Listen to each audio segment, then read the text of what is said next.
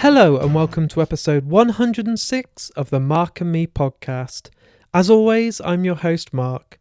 Joining me on today's episode is easily one of my favourite artists out there. This interview has been a long time coming, but it's definitely been worth the wait. Today I'm joined by the absolutely awesome Sam Gilbey. Sam's work is absolutely incredible, and I think the first time I saw it was when he did a Jaws print. And I'm one of those guys that I thought I had and seen nearly every single piece of work for the movie Jaws. It's my favourite film and I've always invested my money in a lot of posters.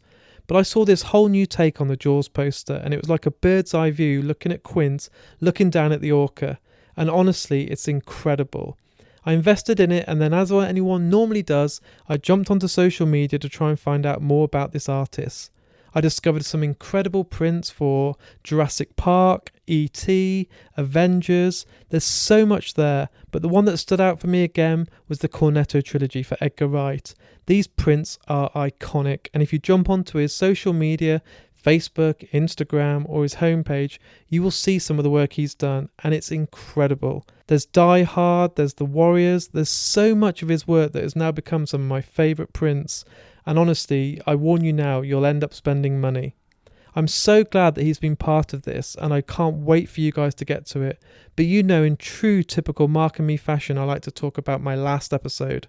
I was joined by the vocalist of the band, yours truly, Michaela. What a great girl, what a great artist, and what a great interview. Again, the response couldn't have been better, and I'm so grateful for everyone that tuned in. But let's talk about today. I'm joined by Sam Gilbey, and this interview has been a real long time coming, so let's not delay it anymore. Here's me and Sam talking all things art. Sam, thanks for joining me today on the Mark and Me podcast.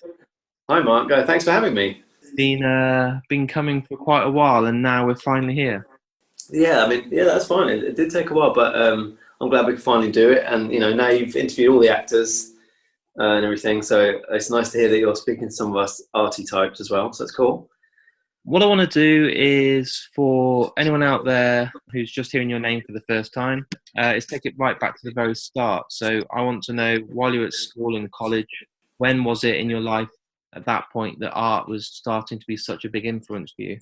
It's just literally as long as I can remember, and I guess most artists probably say this, but I was just always drawing. So my earliest memories. So I would literally, I would come home from school every single day, and I would just draw. We'd have the TV on, watching like whatever cartoons were on and stuff after school, and I would be sitting there on a little coffee table just drawing. Now, so my dad was a computer programmer, and he worked in aircraft research, and basically he brought home these reams of line printer paper. Yeah. So we just had because the point was I just had all the paper I could have ever needed and all the materials, and that obviously does help. So I would just be drawing every single day, and I would just be drawing the stuff that I loved. So it would sort of go through the phases of whatever, I guess, toys I was into. So it would be drawing Star Wars or Transformers or Spider-Man as well, and that just kind of carried on. So then as I got older, things like Teenage Mutant Ninja Turtles came out, so I was kind of obsessed with that, drawing those. And yeah, I just looking back from my mum, kept up that work, which is really cool. But going back through it, it's just and then I just kind of didn't stop doing that. So I still love to draw the things that I feel passionate about in pop culture, and I've been very lucky that I've been able to kind of gradually transition, what I was doing for fun into making a living. So yeah, I just but basically I never stopped drawing, and I remember that. And everyone draws as a kid. Yeah. And you've never stopped. I just forgot to stop. Yeah. And I suppose when you're such a young age, you're not really noticing the same style or thinking, oh, I wonder if this is all by the same artist. When was it that you were kind of becoming a certain fan of people's work and recognizing names and thinking, oh, that looks like some piece that might be by so-and-so? That's interesting. I think there's probably, I guess, in my teens. So my teens, I discovered things like anime, and like Akira was released on video over here. And I remember seeing that and just being like, that just totally blew my mind. and then you start to sort of understand, you know, how these things work and how there's a director. And in the case of Akira, obviously, Otomo made all these beautiful comics beforehand, all the graphic novels, which, you know, the film was actually just a really distilled, condensed version of it. But that was a point of like, I was really thinking about the aesthetic of anime. And like, I remember like, I guess when I was 15, 16, I was really only kind of drawing anime influenced stuff and looking at Akira. And then, I mean, I guess Ghost in the Shell was quite a bit later, but I had a few VHS of some of the manga films that were being released over here. And then I did like, I remember like, so I had a load of Spider-Man comics that my uncle gave me, and they were like some of the early Spider-Man comics, but the kind of UK reprints. So I had some of the early Spider-Mans, and they were all illustrated by John Romita Sr. Yeah. So I feel like, I'm pretty sure he was the first artist that I actually could kind of recognize, and like I would immediately know his style looking at his way of drawing Spider-Man, which was incredible. Like really flowing lines, just amazing dynamism in all the poses and stuff. Just awesome. I feel like that was the first artist I noticed, and then in my teenage years, I sort of studied. I did A-level art, and then you kind of looking at art history. And then so my passions with like things like Spider-Man then kind of converged with learning about artists like David Hockney in particular. And then I kind of started doing portraits and things, and I kind of ended up going a more of a fine art type way. And then later, when digital painting became sort of possible, or at least I got some equipment I could do it with, my style naturally ended up being more of a painted style, because I spent the most time kind of working as a painter using acrylics and stuff like that. And then that kind of converged with my love for pop culture a bit later on, when it became clear that I could combine those two things. And I'd also always, I say always, but early on I remember, and I didn't know who the artist was, but I really clearly remember looking at the Star Wars poster by Thomas Chantrell. Yeah. And it just kind of, I remember sort of gazing upon it. I must have been, I don't know, 8 or 9. I'm not sure where I would have seen it, because I was born 77, so Star Wars came out that year, obviously. So I must have seen it in a magazine or something later, because I saw Star Wars at home, you know, on TV a few years later, not at the cinema. Return of the Jedi was the first one I saw on the big screen. But yeah, I remember seeing that poster, and just there's something magical about the juxtaposition of different scales of things, where you've got Darth Vader kind of looming above in the background and like fading into space, and all the kind of montage of characters and the tiny spaceships. And I just love that.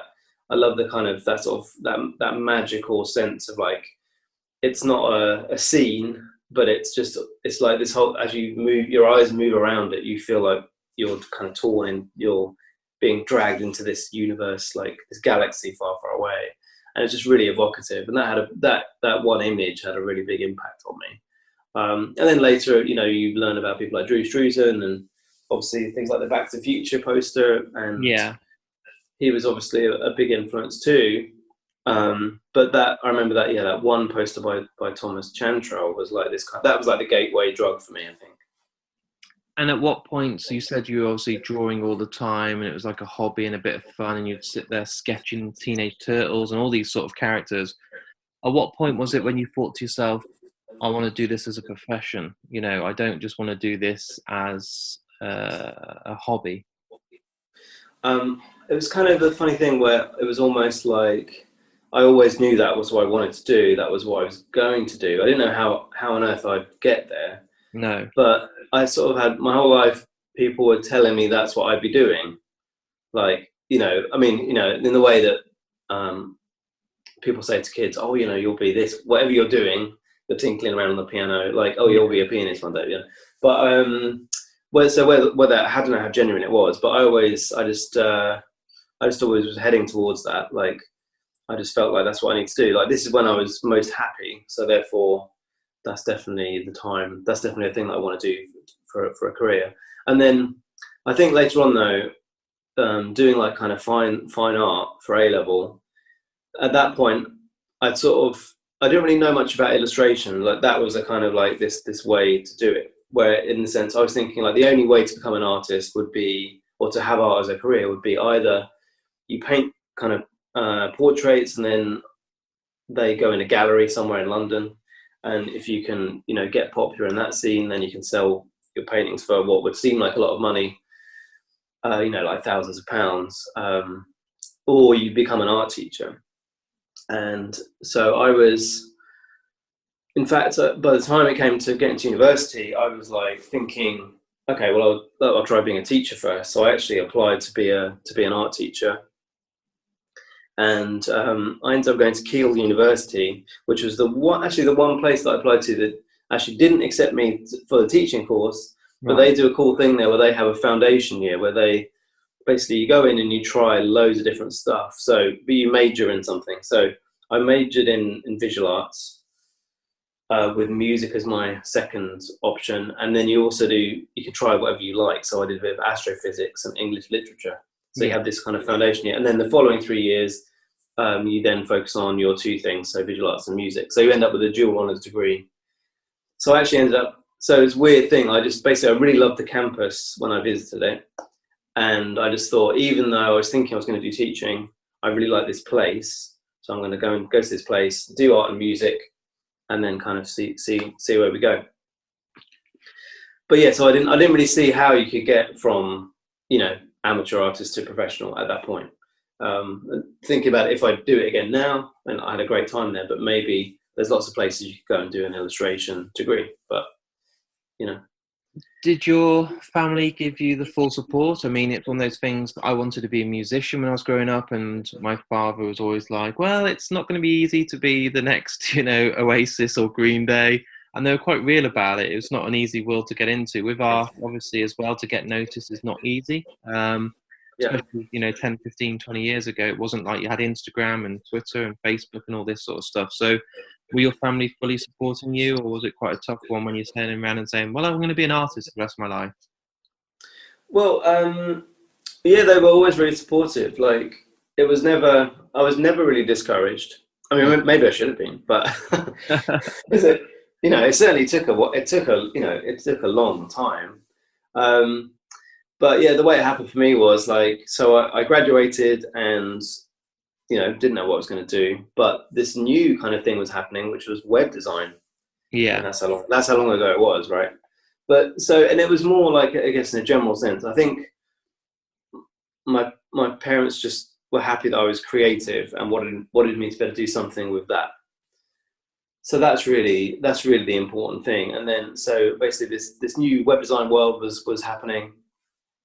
And I was very lucky to kind of get involved, like on the ground floor of that, when literally no one really knew what it was, what it should be, how to do it properly. So you could kind of become part of this group of people, like kind of figuring it out as we went along. And it really was exciting because, you know, then I started working in a small firm. I live in Bedford, and I started working in a small web design firm that were here. And it was great. Like, you know, you're getting the first paycheck, you're learning a bit of coding, and I'd already had some experience with Photoshop on my degree, so I was able to hit the ground running in terms of like learning to use Photoshop to make websites, and back then it was more the emphasis was you'd make graphics that then you would chop up, and then you'd use the code to hold it in place, and then later on the code got more powerful, so you do more of it, less of it in Photoshop, basically, in terms of the structure of your pages. But it was all quite a creative endeavor, really. And then after about 5 years there, I went freelance partly because I was starting to get illustration commissions, so I'd kept that stuff going. I was working on a Wacom tablet quite early on, and using Painter and Photoshop, and kind of I'd taken like my fine art style and had kind of moved it into digital. And I was starting to get to do things like magazine tutorials and little bits and pieces. And then I went freelance with the web design stuff as well. And that meant that I could kind of do both. So I was often commuting into London, going to work for a design studio or an advertising agency, doing like anything from sometimes like as short as like a 2-week contract, sometimes 3, sometimes 6 months. And then that just enabled me to do the illustration when I could, as and when commissions came in, or just working on personal work. And I guess, yeah, sort of like, 10 years of doing that, and enjoying it and finding it creatively stimulating. It just became apparent that the artwork was getting more in demand, and I felt there was a point where I felt like, okay, I can do this. And the decision kind of came down to, we've got a 7-year-old and a 4-year-old, and when our 4-year-old was coming, that was the point where I decided, let's try this, because I became aware that, because it's a fair bit of my artwork previously I've been doing in my spare time, evenings and weekends and stuff like that. So it became apparent that I was going to have less time again. So I needed to decide, basically, because I couldn't really do both any longer. I had a few commissions lined up at the end of a design contract, and I just kind of went for it. And I'm really glad that I did, because I've not, touch wood, not had to look back yet. And you kind of, it's interesting, like if you focus on the thing you want to do, it's amazing how it can kind of snowball, and you can just get more into it and finally get the time that you need to really dedicate to it. So that was kind of it. I started as a amateur artist doing portraits, doing kind of fine art, and then I gradually looped my passion for like pop culture, Marvel comics and movies and Star Wars kind of back into my style. Built up a portfolio whilst I was being a web designer, and then one day sort of made the switch. And seeing that transition now, obviously you get to work on projects that you must absolutely love, and it probably doesn't even feel like work when you get into work on like Empire magazine and Edgar Wright's Cornetto trilogy and all the sort of different films I see that you work on, especially Spielberg art and stuff. Yeah. Can you remember those first kind of projects that you worked on where you were doing a film that you're passionate about and you could put all your heart into it, knowing that it's something you're such a big fan of, that then was used in a project or an exhibition or something that really was that turning point for you, where you started to think, actually, this is starting to really build up a lot of momentum here? Yeah. I mean, it's I think for me it's been a very incremental process, and I imagine it's like that for most people, but not for everyone. Some people might kind of come into it much faster in a way, but I'm kind of glad that it's taken the time that it took, actually. I think because I was sort of on the cusp of like where, now it's much easier to use, or we have social media to help us as artists. But I was kind of just on the generation like before that, where you would still have a website, but it was definitely harder to kind of be able to promote it and get it out there. But in terms of those, so I started by working on some UK stuff with people like Picture House Cinemas, and like I started working with Sam Clements at Picture House Cinemas, and they were doing he hosts the Picture House podcast, and he was putting on screenings with Simon Renshaw at the Ritzy. So the way that we started was I was doing event posters for them. So they were putting on screenings of like Superman and what else they do, Face Off and things like that. And I had kind of carte blanche to make posters for these events. And that was obviously unofficial and, doing it for a small fee. But that kind of built me up a portfolio of work. And the thing that I'd always really wanted to be part of was the US gallery scene. So you've got like Gallery 1988. And at the time, like Bottleneck were doing kind of group shows as well, and then Hero Complex Gallery. And I'd always really wanted to be part of that world. And through doing this stuff in the UK for these events, kind of built this body of work up where I'd emailed the galleries from time to time, and often you don't hear back. And, you just kind of think, oh, fair enough. Just keep making more stuff. And then out of this work, then basically, I remember like Gallery 1988 just kind of got back to me and said, this is cool. And in one email, they invited me to like 5 shows the next year, and that was me up and running. So So I've had like a kind of a year and a half off of those, but for like 5 years, I did like almost 60 shows in 5 years, and that was an amazing. I'd always wanted to be part of that scene, so it's really great to kind of contribute to that. And then through doing that stuff, most of which is kind of unofficial, and you're doing like fan art for a poster that you're then selling like 20 or 30 copies of. Some of those shows ended up being like they worked with a studio. So, like for instance, like a BoJack Horseman one, and that was for an official show with Netflix. And then that led to me having built up this other body of work that I could then use to sort of get into doing licensed posters, which was the next sort of level. And when you think about it, there's like a certain piece that you do just like opens the next door, that little crack further. But at the time, you're not really thinking about it. At the time, you're just, right, I've got a deadline for this show. Yeah. I need to make these posters. And, you know, I try not to be too, I don't like to, it's not like I really have a list of like dream things I want to do. No. Because I feel like that sets you up for failure. Or like if you fixate upon that can lead you to being depressed if it doesn't happen. Yeah. So I try not to think about that. I try and take what's in front of me. But yeah, when I was like working on a poster for Jaws or E.T. or, you know, Jurassic Park or, I mean, Die Hard, Alien, I've been very lucky to be able to do those things. And I just think, I think back to like my younger self would be like, you know, great, I'll stick with it then, you know, I'll keep drawing because it does work, you know, it works out. And then I've seen your work. I've been a fan of your work for probably longer than I realized. It must have been, I can't remember the first one I bought, but let's just say 5 years, for example. And I've seen how it's grown. So I've seen how you've done more work than I get to see on Zavi, you know, they do an email campaign, and the next thing I see, Sam, and I'm like, oh my God, like Sam's work's now available to pre-order on Zavi.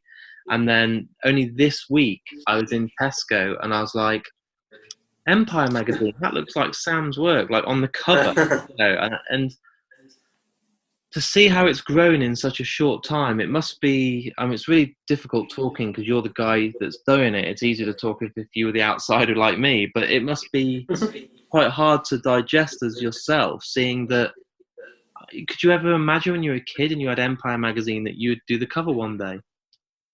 Well, absolutely not. And it's crazy. It's crazy. Like, I mean, the Empire cover, yeah.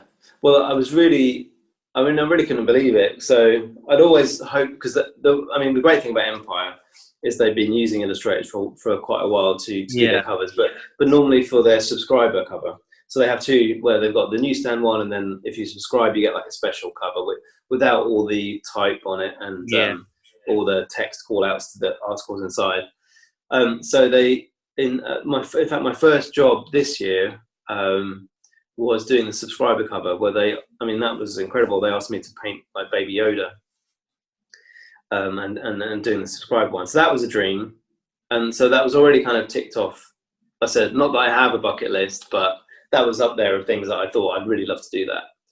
And then just recently, I guess, a couple of months ago, they invited me to do the newsstand cover, that's crazy, and I'm very grateful, and I'm pleased with how it turned out. But it's weird when you're working on it, because obviously, again, like there's always a deadline. Yeah. And the fact is, any project that comes in that you weren't expecting to come in, you know, you're in your head, you might have fantasized about doing it, right? But when it comes down to it, you've got a brief, you've got a deadline, you've just got to make it happen. So you're in this weird thing. You're painting it, and you're focusing on it. You're just doing it. You're doing the best you can do, like you always would. And then every and again, your brain kind of goes, "This is going to be in the shops." So it's a weird thing. Like, so it's a thing that you're proud of, but then you're also nervous about, because I don't know, this thing's gonna be seen, you know, everywhere. Yeah. No pressure. Like it's gonna be, you know, your fault if people don't buy it, you know, to some extent. Yeah. So try not to worry about that, and because you can't, because they put their faith in you. They like what you're doing. They wouldn't ask you otherwise, right? Surely it's a good pressure to have on yourself, though, to know the expectations and the kind of the range and the reach that magazine has. You must be like, I need to do the best job I ever can because this is going to be seen by everyone. Yeah, exactly. You have, well, yeah, but I think it's a bit of both. Where you have to do that, but also that pressure would drive you crazy. Yeah. So you also just have to say, okay, it is just another piece of artwork, and it's my experience that's got me to this point. That means that I can do it. Yeah. Like, I don't have to panic and do something different to what I normally would because they want what you normally do. But yeah, it's interesting. Like I say, the fact is, when you're doing it, you just got to focus, and just every now and again, you got to make that the little voice in your head trying to say, look, this is a big deal, in the sense of it being going to be seen by a lot of people. You've got to try and put that out of your mind. Because the fact is, anything you do, and that's the other thing, but that's the sort of the flip side of social media. It's amazing. As an artist, you can reach lots of people, but it also means that anything like that that's going to be out in the public sphere, not everyone's going to like it. People have, if there's one thing people have an opinion about, it's about art. Whether they're artists or not. So you sort of there's going to be a flip side to that. And for a while, I kind of wrestle with that, with certain things I've done. But I think I'm at a point now where it's like, well, that is what it is. But my job is to make my clients happy and make myself happy, like do a piece that I'm proud of. But once it goes beyond that, then then it's just out there and that's it, forever. And I mean, looking at most of your work, surely I'm not answering it for you, but surely getting to do the Edgar Wright stuff and then presenting it to him and Simon Pegg actually seeing you and being given your work, is that one of your career highlights so far? I mean, that's easily the one I see on Instagram and Twitter being purchased the most. Everyone's going crazy for the Shaun of the Dead and the World's End and Hot Fuzz prints. Yeah, I mean, that was really incredible to do. So with a lot of these pieces, like I said, they were often released through Zavvi, but I work with a company called Fanatic. Yeah. I do need to give them a shout out because they've been really great. And basically, I started working with them because I'd done a Brian Blessed portrait from Flash Gordon, and that was for a private commission. And somehow, I don't know how, but I was contacted on LinkedIn by Fanatic because they had a license for it, and they said, "This is a great portrait. Would you be interested in like releasing it as a licensed print?" So I was like, "Okay, cool." I spoke to the people who commissioned it, and they were like, "Yeah, go for it. That sounds great." So I just I adjusted the piece very slightly, added the logo and things like that, and that started me working with Fanatic, and I did Ming the Merciless as well. Yeah. But then they acquired like a universal license, and that led to the kind of the body of work I've done, like in terms of the posters, the last kind of 2 or 3 years. So Jaws, Jurassic Park, Die Hard, all that stuff. So yeah, that was kind of how it all began on that side of things. Then through that I was able to make some Shaun of the Dead artwork and do the Cornetto trilogy. But actually going back years ago, so the really amazing thing was I was working. I say working. I was part of a collective called Pixel Surgeon back in the day, which was like so pre-Twitter, before we had our own kind of scrolling feed of whatever we've subscribed to. There was like all these design news sites. So there was Pixel Surgeon, Surf Station, K10K. They basically all had like a scrolling little window of news embedded in a website, like a desktop website. This is pre-mobile. And I was a contributor to Pixel Surgeon, where I was, we'd all write, basically, if you wanted to see the cool websites, the cool artists, you would go to these websites, and then in this news feed, you click on the links and go out to all these things. But Pixel Surgeon had a bit of a broader remit, so we were like reviewing music and interviewing filmmakers. So I actually got to interview Edgar. I guess it was around Shaun of the Dead when it came out on video. Yeah. Well, video, whatever, DVD, I guess then. And had an interview with him, and I'd done a fan art piece of Shaun of the Dead. After we had this great chat, it was really amazing to speak to him. having been a fan since Space and everything. And after the chat, I said to his like assistant in an email, like, oh, I've done this fan art, thanks to Edgar for his time. I just thought he might like to see this. Never really thinking I'd hear back, but just, But then he emailed me directly himself, like a few minutes later, said, I really love this. Can I get it on a canvas or like a print for my office? And then he made it happen. So it was used on the back cover, or the back inside cover of the IDW official Shaun the Dead comic. Wow. Which blew my mind. And that was, I guess that's like 15 years ago now. So since then, I'm not going to say we're friends or anything, but it's been really nice to know that if I make artwork, yeah, I'm able to sort of show it to him. And, so I've actually done, and I did some work. He actually commissioned me a couple of times for some stuff with Scott Pilgrim. I did some artwork for the New Beverly Cinema, which was doing like the monthly screenings. Yeah. So I did some artwork for that. And but then all of that stuff was kind of through Edgar, which was great.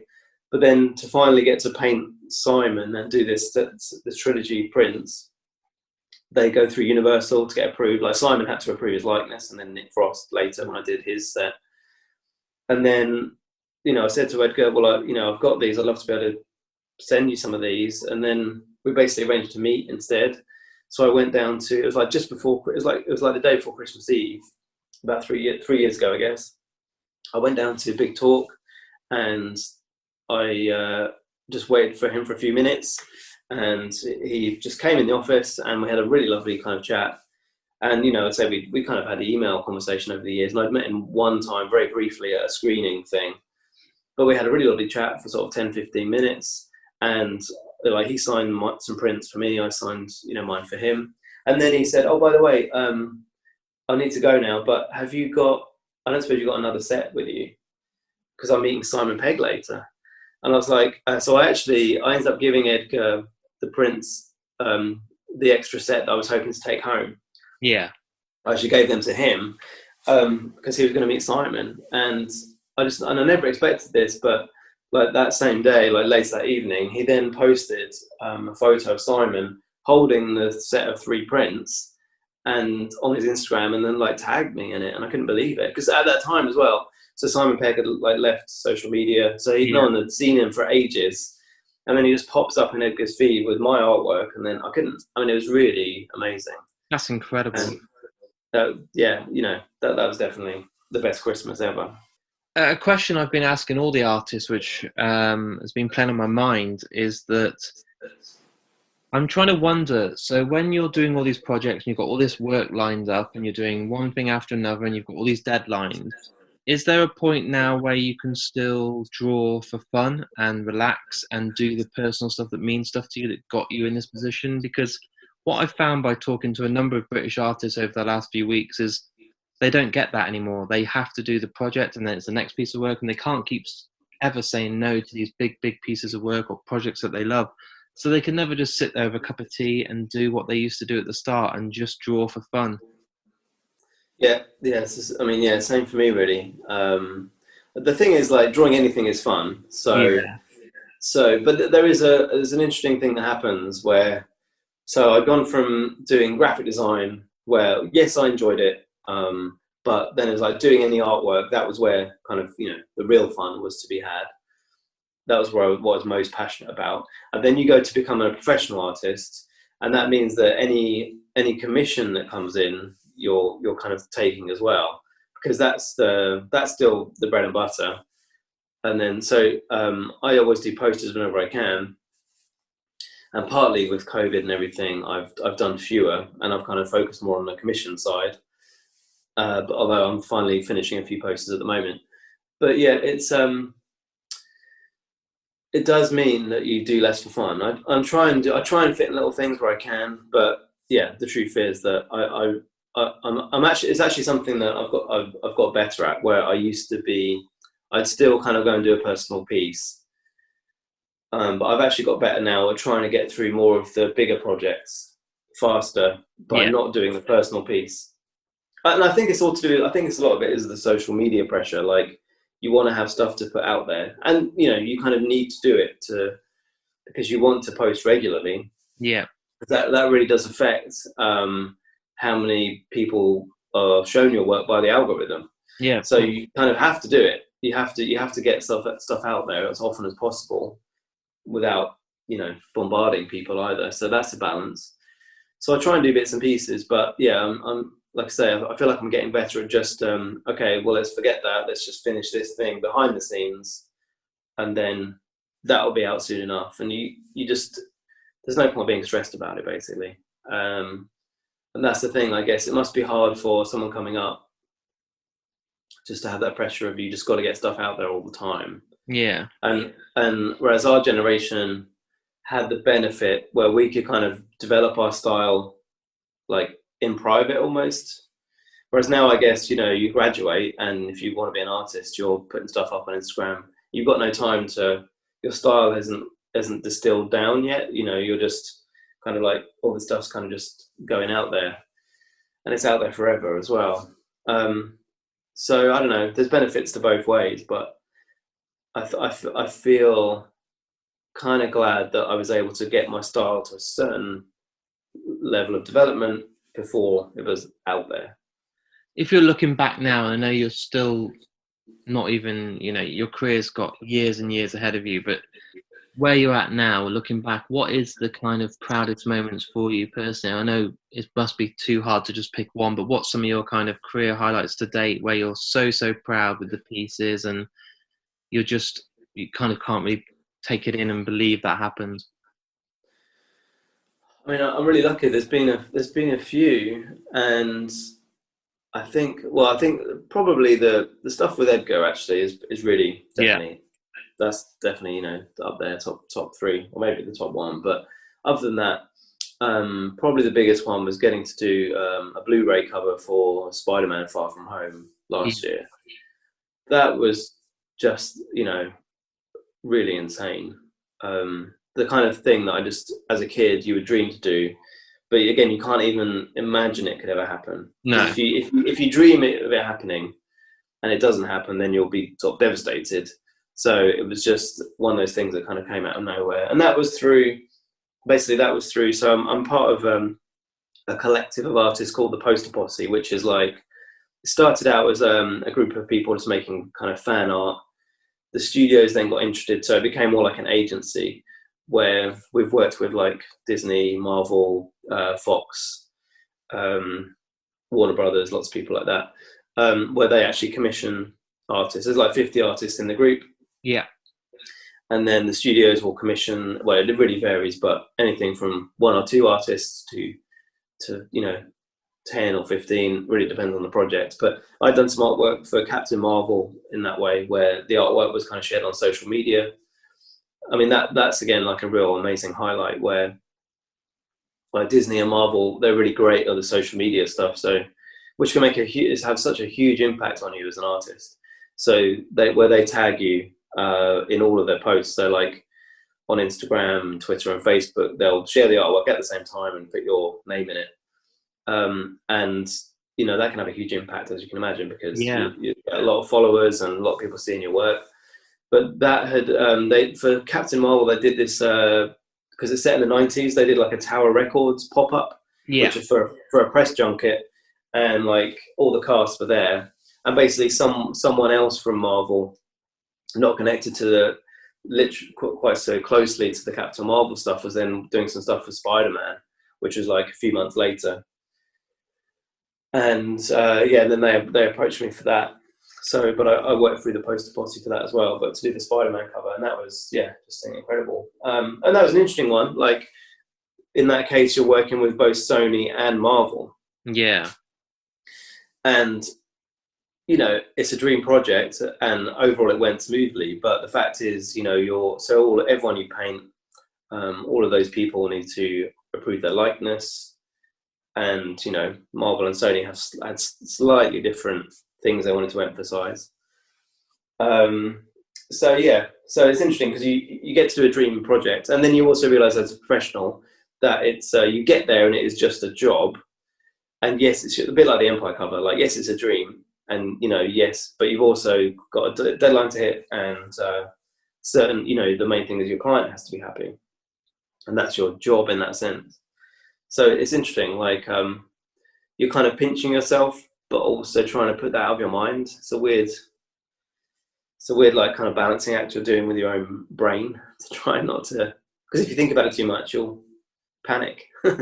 And with those deadlines in place, is that how you have to be so strict on yourself? Because if I edit a podcast, I could sit there and polish it for weeks and keep doing bits and taking ums out and taking hisses out. But there's a point where you just need to say it's done, it's finished, it needs to go out. I've got better over the years by just being a bit more lenient and knowing I like the natural sound of it and stuff. But when it comes to art, what's the point when you know it's finished? Because you might look at some of your previous pieces of work now and think, I wish I'd added that, or that doesn't still sit right with me, or I wish I'd changed that a little bit. What's the bit where you actually now say to yourself, that's a finished piece, or is it the deadline you have to keep to that keeps you basically in line? Yeah, this is something I've kind of wrestled with a lot over the years, partly because I've got quite a detailed style. So the fact is, when you have a detailed style, you can always add more detail. You can always go further with it, right? So, and I also think, like, I look back at old work and I think, oh, why didn't I do this? Or I do it differently now. But I think I kind of I hope that the work I'm doing now, I'm hoping that I'm looking back on that in a few years' time and feeling the same way, because I feel like if you ever get to a point where you're happy with everything you do, and you're just like, yeah, I'm great now. The fact is, you're not evolving anymore. So I think as an artist, you kind of that anxiety is what drives you forward. It, like, in your head, every piece that you're doing, when you start it, it's going to be the best thing you've ever done. Yeah. By the time you finish it, you get to a point where you're happy with it. But I always say, like, at the end of a piece of artwork, you've got to a point where you no longer hate it. So making a piece of artwork, you have the idea, then it's just loads and loads of hard work.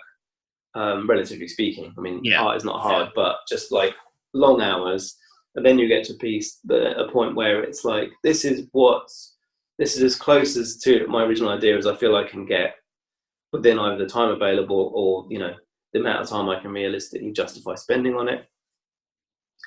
But then you're excited about the next thing you're doing, and that's really what it's always like. So almost every single finished piece, I think most artists feel this way, is it's as good as it could be, and I'm going to put it to bed now, and actually the next thing is what I'm excited about.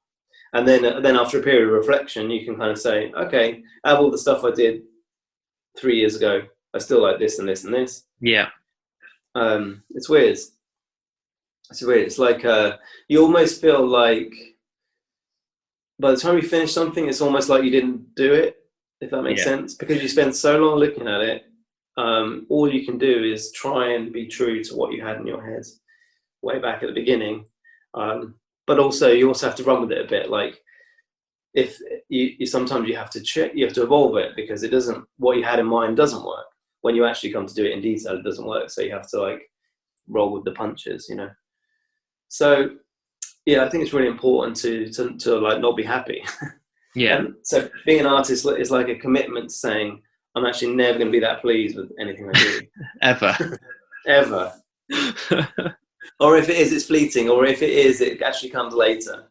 So certain things then you look back and you go, okay, this piece was an important kind of turning point for me. I mean, for me, it was like, actually probably the Jaws poster that I did was actually a real important point, because I'd always thought of myself as being like a portrait artist. Yeah. So I love to paint portraits and capture likeness, and that's always been my thing. But then doing a Jaws poster, it became apparent that for the license, that wasn't going to be possible, basically. No. So sometimes it isn't. It really varies. Like, I was able to put Marlon Brando in The Godfather, for instance, but I couldn't put Al Pacino. That was with Paramount. And then later I could do a Scarface one where I could do Al Pacino, but I couldn't put him in The Godfather one. So it's all just depends on how the licenses all work. But anyway, with the Jaws one, I was halfway through one with portraits, only to find out that, oh no, we won't be able to do the faces. And then I had a real like, well, what do I do? This is what I do. How do I get around this? And it kind of led to doing this kind of extreme angle, which is derived from, there's a very brief insert shot where you see where Quint's looking down and he looks at Hooper, then it kind of pans across to Brody, and the boat's actually at it's almost diagonal. And then I just kind of had this idea of like, yeah, but if I combine that shot into one, make the boat vertical, and then like the playing cards become like the angle which everything else comes from. So the shark's in the corner, the type's at an angle, everything kind of came from that, and it all came together. And that's been kind of, I guess, one of the most popular pieces. But it actually came out of like not knowing what to do. But also started this whole other sort of side of work where I've done Jurassic Park and E.T. and Die Hard and Alien, all in that kind of vein. And it's been really interesting. It's a kind of whole really interesting kind of itch to scratch that I never knew I had. It's good actually because I own that Jaws poster. It's framed, and I love it because it's not like any of the other Jaws pictures you see, not the ocean and just a shark biting a boat or the fin or anything. It's purely summed up an amazing scene where you've got Hooper who's just playing solitaire and he's just got his head down. He's just trying to figure out where he is. You've got Brody still basically not really knowing what he's doing and just putting out blood and stuff for the shark, hoping it's going to come. And Quint's still the leader. He's at the top looking down and making sure he's like got everything in place. And I didn't even think about the fact that you're just hiding their faces. I just thought, wow, that's a really good way to capture this angle and boat. And it's fascinating to sit there now and think, oh, okay, so that's why it's like that. But you wouldn't know, would you? Well, exactly. Yeah. That's the goal, is like to make something that works on its own terms, where you don't need to know what that restriction was placed on the artist. Yeah. But for a long time, I was like, what am I going to do? Like watching the film over and over and trying to figure it out. But like I say, that kind of then just I realized I had all this untapped stuff that I could potentially do for other things. And I really like doing that too. And that works really interesting. I guess something like the Die Hard one is like where that style evolves, because that's actually more like a composite of like loads of different shots. So you're trying to express, because obviously you're taking a landscape image, making it portrait most of the time for a poster, and then you're it's trying to find like a close up of the top of Bruce Willis's head, for instance, to try and capture that, because you got to get the hairline just right, for it to, you got to believe it's him, even though you can't see his face, and then like the marker pen on the arms. There's all these really detailed things that are in there. But you just actually have dozens and dozens of like, so it's got to feel like it's almost like you're trying to make it feel like a still, but that would be pointless as a painter to just like pause the film and paint it. You're trying to make a sort of more dramatic, more intense thing that's actually, it's like, it feels like a moment in a film, but it's a composite of lots of things. Yeah. So they've been really interesting to make, and I hope I'll do more. But equally, when the chance comes to paint a face, I'll still kind of do that. So it's, I feel lucky to have all these different ways that I can work. And my final question is for anyone that's listening that wants to become an artist like yourself. Obviously, put yourself in their shoes where you were there 20 years ago, wanting to kind of be that big artist and draw their favorite film characters and stuff. What advice do you give with it being such a tough market to get noticed in? I know we've got the tools in place now, and social media is a huge help and a support, especially with Instagram and stuff. But what advice do you give to those artists that are probably studying right now at college or uni and that really want to try and be like yourself and get to do this every day and have a career where they get to be passionate every day and draw the things they love? Yeah, that's a great question. And I get asked that a lot in email and things. And I think the thing I try and say to people is, most important thing, be really patient. Like some artists are lucky where they it feels like they kind of emerge, they're young and they have a cool style that suddenly becomes popular and then everyone wants it. And they're able to kind of, hit the ground running. And if you're that person and that happens for you, then that's fantastic. But I think you've got to be prepared. For most people, that doesn't happen that way. For most of us, it's a slow, incremental thing. And if you want to make movie posters, again, like there's so many kind of accounts out there, like on Instagram and things, just where they only showing all these like alternative posters, and there's just so much out there. I would almost say, make some posters for sure, but do other stuff. Yeah. Don't just paint posters. And like, I've been really lucky to have an agent where something I'm really trying to consciously do now is build up a body of work of other stuff. So, draw sports people or politicians or whatever it might be, but because there's a whole, if you want to make a career as an artist, you may be lucky and be able to do it in pop culture, and in movies and all that stuff, but why kind of limit yourself? There's lots of stuff to be passionate about, and if you can, because to me what's interesting about any artist is like how they take a subject, and then that's going through your filter as an artist of your brushstrokes maybe, or like your imagination of how you interpret something. So I think the key is to you want you to have some consistency in a style, in an aesthetic, and that can take years to really develop. But the way to develop it is by being broad. So, draw other stuff, do a landscape, do a portrait of someone of someone in your family, not someone famous, or just basically keep going, and don't think too hard about those dream projects, because really the only thing that matters is just the day to day. It's just like the hard work of developing your style, getting better at painting, and then as the opportunities kind of come along, you're going to be in the place where you're ready with your technique, to be able to deliver on it, and you'll feel like, okay, I'm ready for this. But I think all artists are going to have. There's always a bit of imposter syndrome, and I think that's, in a way, it's kind of healthy. Like, if you get to anything, it's like, yeah, I deserve to be doing this, and I'm the man for the job, like, or the woman, or anything.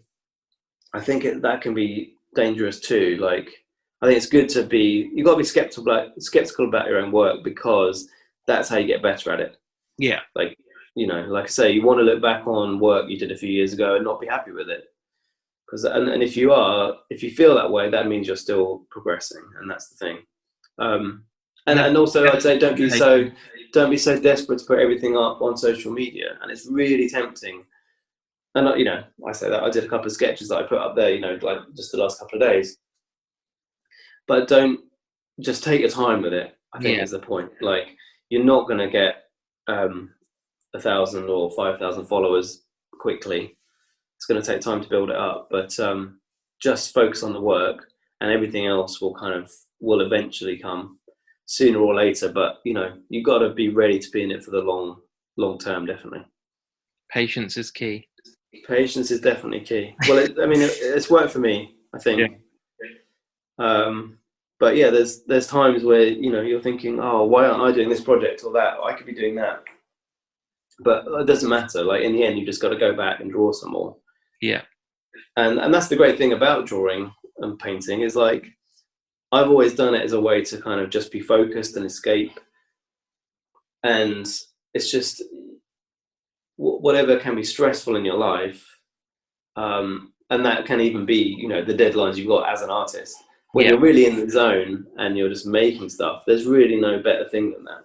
So I'd say to anyone, if you want to do this as a career, try, never forget that feeling that you're going for. Like, you want to just be in the zone and just relaxed, and that nothing is better than drawing for that, or I guess like music as well, but that flow state that you want to get to. I really appreciate your time today, Sam, and I know it's been a long time coming, but it's paid off, and I'm really grateful for you coming on the show and talking about this. I think anyone that's listening who wants to become an artist, the advice you've given is absolutely golden, and it's an absolute pleasure to have you on. Oh, thanks, man. It's really, really great to finally do this, so I really appreciate you. So there it is. There's me and Sam Gilbey talking all things art, amongst a number of other things. What a great guy. From the moment we started talking, I clicked.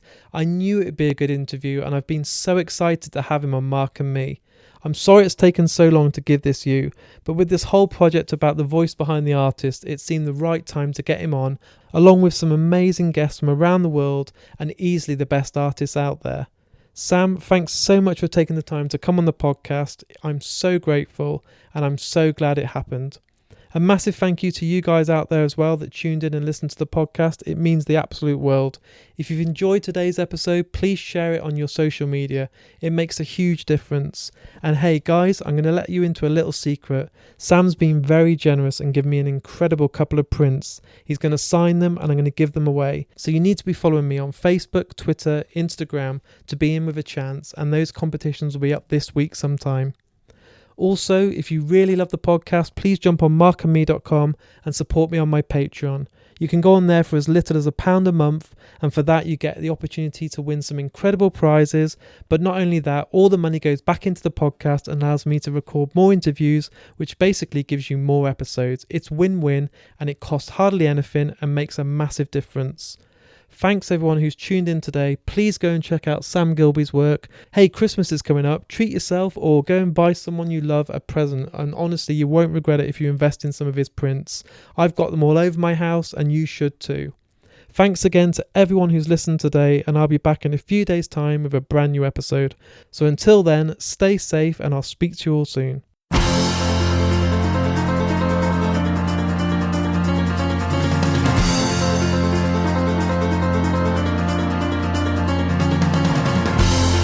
Spelled without an H was getting bored on a PV amp in 1984, while Zach without a C tried out some new guitars, playing Sarah